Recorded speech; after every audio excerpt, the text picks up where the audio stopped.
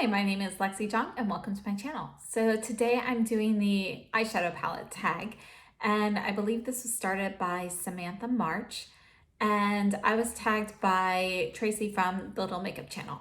So we're just gonna run through quickly. There are some that it was kind of hard to decide on, so we'll see. But all the information will be linked down below in the description box. So first we're going to start it with the newest palette that I have, and the newest one that I have is actually a Viseart Theory palette in the shade Absinthe. I haven't used this yet, so it's not new on the market, but it is new to me, and this would be it. So it's got greens and golds and like this little like peachy champagne shade, and then all these neutrals. So I am looking forward to trying this. And newest on the market, that would probably be the Viseart Petite Chouchou palette, which has all of these bright colors here. So I think those are my newest palettes. Now my oldest, I'm not sure if this counts as a palette or not, but the oldest eyeshadow I have is this Burberry. This is the eyeshadow single in Pale Barley. I don't know if it counts as a palette, but it is in a compact.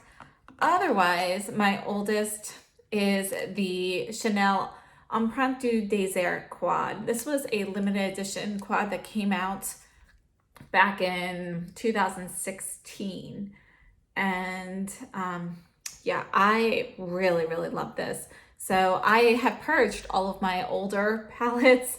This is the oldest one I still have, and I can't bear to part with this. I really love these particular colors. All right. Okay, so moving on, my most expensive palettes are the Natasha Denona 28 pans. So this is the blue purple pan, and then I also have the green brown, which is this one here. Okay, so these are my most expensive palettes because they retail for, I don't even remember, like they retail over like $200. And I'll have that information down below, but I did buy them for half off. So around the holidays, so it must have been somewhere around Black Friday. Natasha Denona's website did have these buy one get one free, so I purchased both of them. I want to say it was $240 for both of them.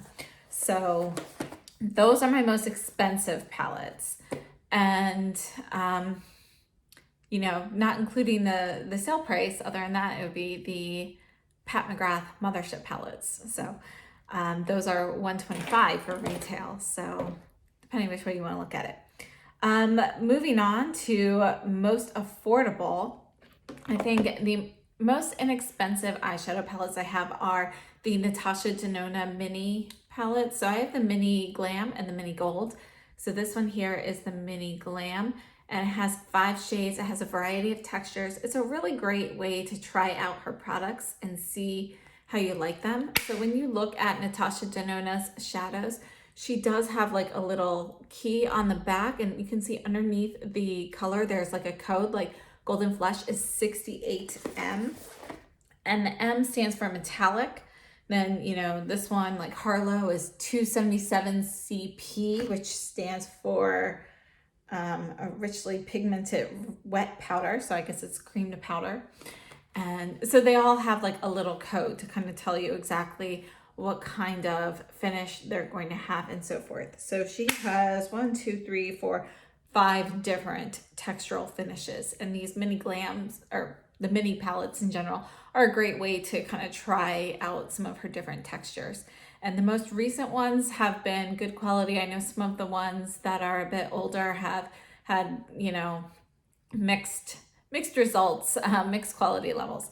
But the mini glam and the mini gold, at least, and I believe the mini retro, I haven't tried that one, but those all have, you know, a nice texture, nice finish, and they're pretty true to her larger shadow pans. All right, so moving on, for everyday, I actually had a tie between the Tom Ford Nude Dip. This is a classic. I really like this one for a light everyday look. but I kind of tied it with my most used, which is further down the list. So we'll stick with the Tom Ford Nude Dip for here, and these are just all really light, nice wash of colors. For most colorful, that was really hard to pick because obviously those larger palettes like the Natasha Denona 28 pans, they've got a wide variety of colors in them.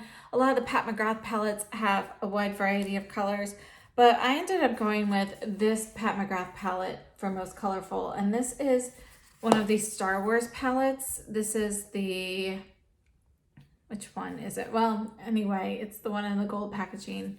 I don't see like a separate name on here. So I'm not super familiar with the Star Wars characters and stuff. So I think it's a C-3PO, maybe the gold person.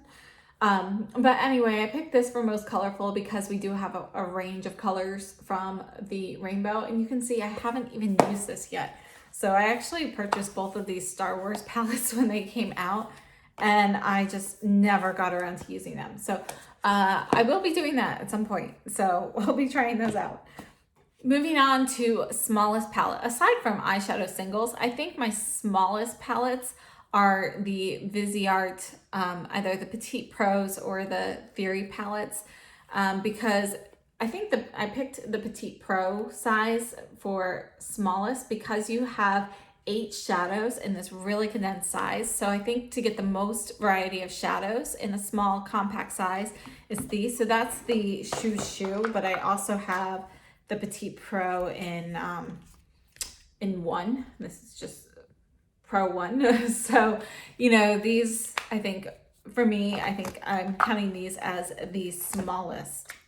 My biggest palettes are definitely the Natasha Denona 28 pans, or, you know, one that I have made myself in an Adept palette. So I don't think those really count. So we'll go with the Natasha Denona 28s that I showed you guys before. Okay, so for my best memory, we're going back to the Chanel Empreinte Désert quad. This was limited edition. It came out in 2016 as part of the summer collection, and it came out around the time that my youngest daughter was born. So basically, from the time that I got pregnant with my oldest daughter, who will be turning 6 soon, and by the time I gave birth to my youngest daughter, I didn't really use any makeup for, you know, it was like maybe like special occasions only type thing. But I was, you know, crunched for time. I was getting up at 4:30 in the morning. I wasn't really getting any sleep at night. You know, I had a long commute for work and everything. And because of all of the different components that were going on in my life at that time, I didn't really use any makeup. I wasn't buying any. So this was the first thing that really caught my eye, and this was like my entrance back into makeup after that time period. So for me, it was very memorable because I remember shopping with my mom, and I was still pregnant when I bought this, but you know, it was impending.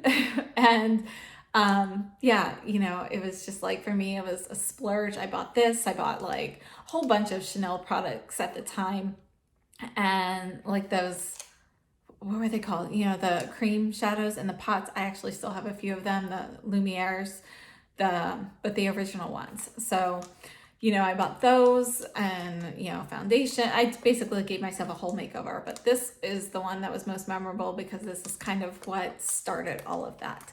So that's my best memory. Worth the hype.